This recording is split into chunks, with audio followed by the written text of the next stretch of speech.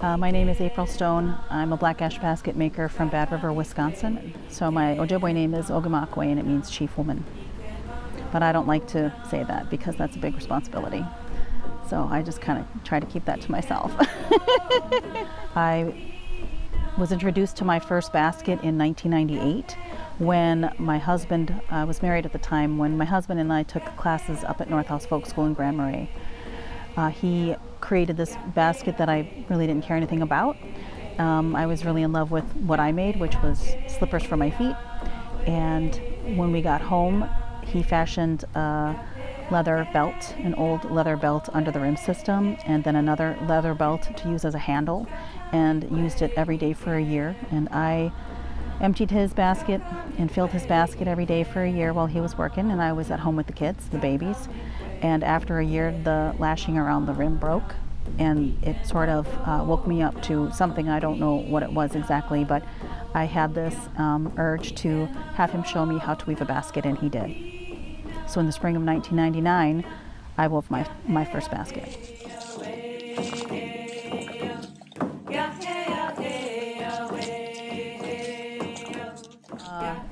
Ojibwe language, Ojibwe is very descriptive. And our word for black ash is Ogimaakwe. And it doesn't literally translate as black ash from English because there are no direct literal translations from English to Ojibwe. The words are made up of roots, sort of. So if I break down Ogimaakwe, what I wind up with is a couple different roots. Ak refers to wood, A-A-K, ak, which is the ending part of this word, refers to wood.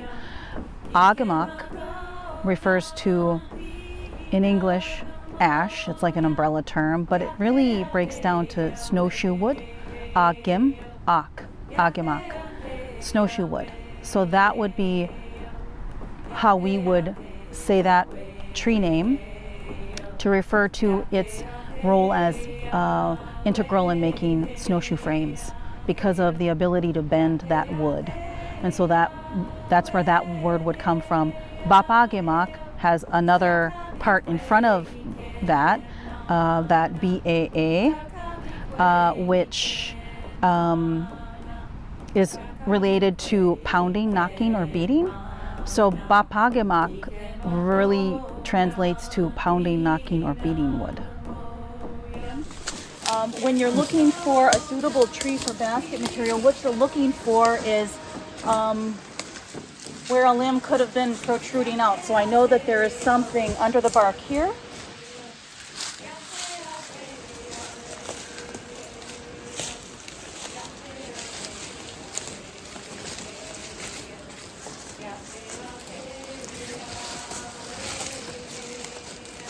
But what I see is a nice section right here. That's what I'm looking for. And like I said back in the parking lot, the tree is really the teacher. So I can get a good feel from this. I could try to look at this tree and say, I actually don't know what we're going to experience on the inside. But if you come in here and stand here and look up, you can totally see what I'm looking at as far as a half-alive canopy. And the leaf structure is very clear and visible. And this is the tree we've decided on, so this is the tree we're going to harvest. So before we harvest the tree, we put down our tobacco, say our prayer, because we are taking the life of our relative. I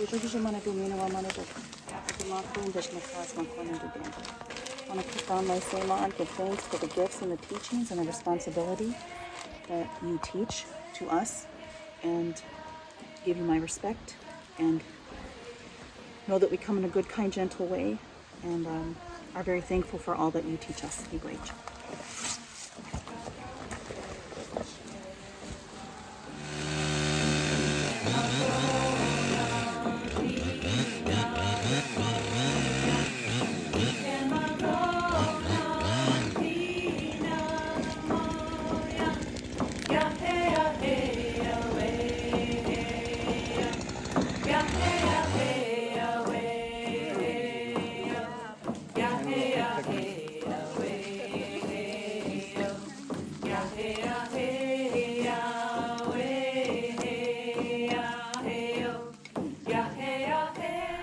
But this obscure craft that I fell in love with and connected so deeply with on so many levels was now threatened by this invasive beetle, this emerald ash borer, that I became very angry. I was angry at the government. I was angry at regulation agencies. I was angry with humans because I was living in a house that my husband and I built with a chainsaw. You know, he built it with a chainsaw. It took 6 months, no running water, no electricity. We're trying to live light on the landscape on purpose. We are bringing up our children this way on purpose because we are trying to instill in them a sense of humility, kindness, not giving them everything they want. And I guess I was upset with humans, because so many of us live beyond our means. The thing is that we're living out of balance. We're living with no moderation. And we are the ones that are creating this imbalance. We can smell it in the air. We can feel it in our lungs right now as we're sitting here, right? And the thing is, are we paying attention? So when I first became angry with the emerald ash borer, I was angry for several years, and then I realized, wait a second, there's a deeper message here. What is it? And it is that humans are living out of balance. And emerald ash borer is here to say, hey, wake up. Hey, let's look at what's happening here. What happened to moderation?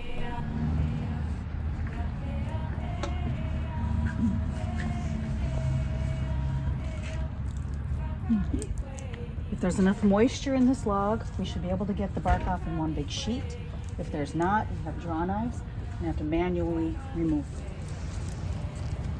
So what I feel like I'm experiencing is it's dry, a little on the dry side. Yeah, the wetland where it was living was dried up. Mm-hmm.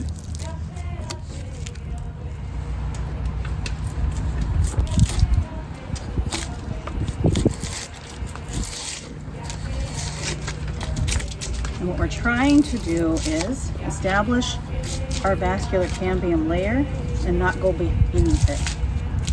And it feels so dry, it's hard to know even where it is. Mm-hmm. This light yellow on top is still remnants of the inner bark. Mm-hmm. Right here in that circle and in that circle, I went below the vascular cambium to the fiber. I want to keep that fiber intact. That's my first ring.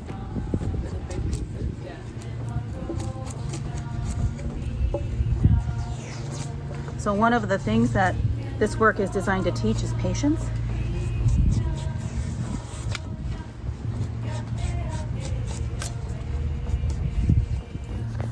Right in here, it's even slippery. You can feel it.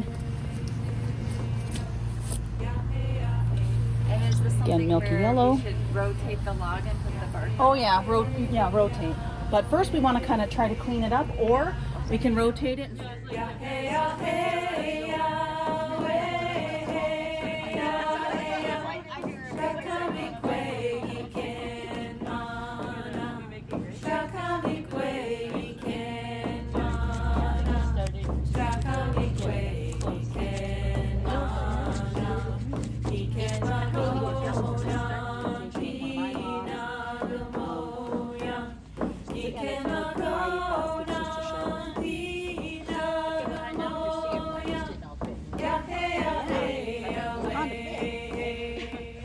So when we pound a log, we are working together. There's two of us on the log. One person is going to start here, that'll be me. Someone's going to start here, and we're going to work our way together. We're going to pound a swath about 3 inches wide or so. And what that kind of looks like is I'm kind of going back and forth on the log, just kind of covering that swath. So it's going to look like this when you're working. Sometimes the log wants to spin in the cradle, so I always hold one hand here, and then every once in a while, right after we hit, maybe I'll turn the log if I can, just to make sure that we're all still on the same plane. We have the 3-pounder or the 1 1/4 pounder. Usually when we first get started, this log has not ever seen this before, right? So Sometimes the heavier one is the better one on the trunk.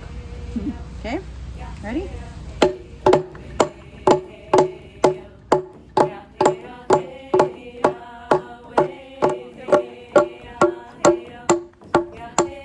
can slow down just a little bit, Michelle.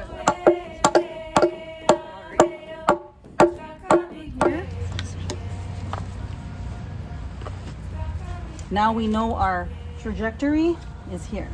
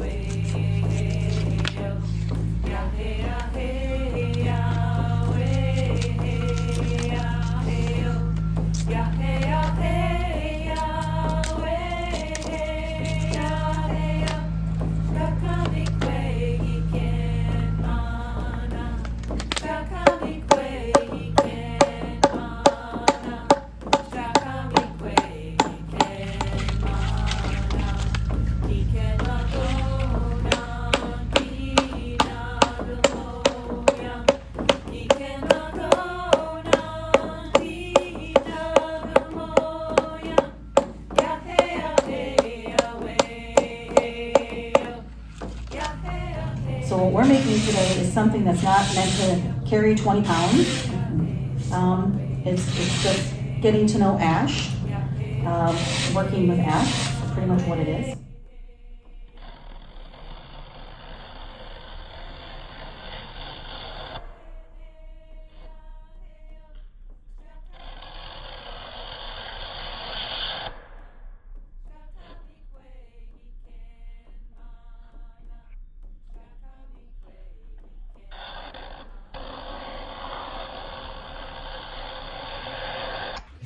That's all I can take off of it.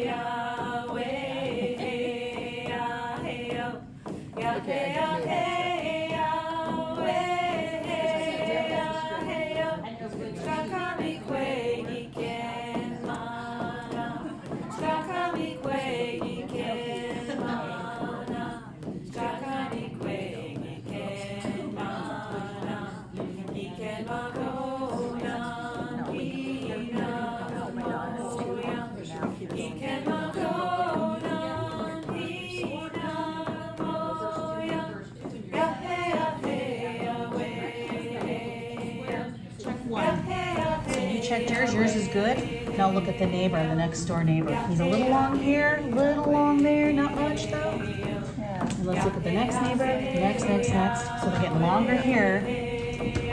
Probably pull it down a little bit there.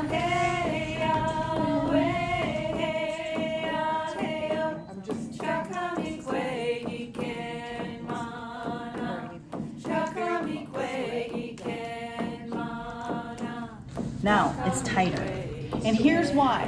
Because the material shrinks as it dries. And it shrinks longitudinally. So your squares now are going to be a little bit bigger tomorrow. But if we left them where they were and not did our tightening back towards center, they would just be bigger squares. So one thing that I really like about making baskets is that it's so ancient. I think like the oldest found basket in the world today is over 10,000 years old. And baskets belong to all cultures, every people on the globe, on every continent. No one culture can take ownership of it, and I don't believe that anybody does through basketry. It's just so old. I know that there are hundreds and hundreds of stories that have been shared with me over the years of people's experiences with weaving and what happened to them as a result of it. The stories go deep. The sharing and the learning and the love that people experience through basket work is just amazing, and it's phenomenal. It is such a confidence booster. It grows. It empowers. There are stories that I will never forget about people who just turned their lives around just by making a basket. And so if that's possible, I just want to keep going with it. And if that's possible, then I know that I'm doing something right, because it falls in line and resonates with my life's purpose. And I try to do so with integrity and intention. Okay. This one is on the top edge, so if I am going to be in charge of my basket, I am going to be in charge of my basket. Okay, I'm holding it under tension with my fingers of my left. My right hand is free, so I'm going to grab the neighbor next in line, which is this guy right here. Watch what happens to this wall that's about to be shaped when I weave him in. Okay. Switch hands. This is the next neighbor on the left. Oh. He is sitting on top of the edge piece, so he's gonna meet the neighbor behind there. And then since there's another neighbor in the row, he's gotta go in front of that guy. So here's my 90, here's my 45, here's my 45. My left hand's free. I'll go for this guy next. He's the last guy in the row. He's under the edge, so I'm gonna grab him, bring him in the basket, and then take him outside the basket and bring him up. Now I have to remove that guy just to get him a little tighter. Yep. And you see how we close that gap a bit? It's not right where we want it, but it's closer, and we can always adjust it later. We just need to get it pretty close. Okay. Okay. Got it. So now you're gonna do the opposite side. Okay.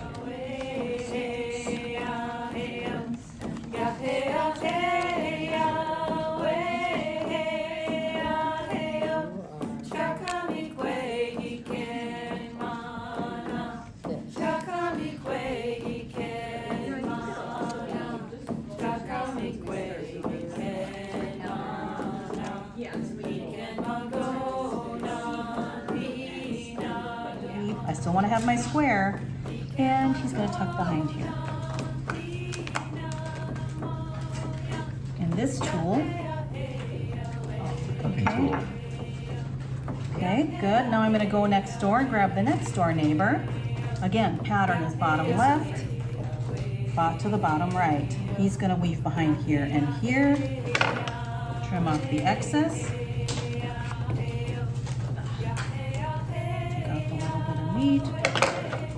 This tool also is used to just open.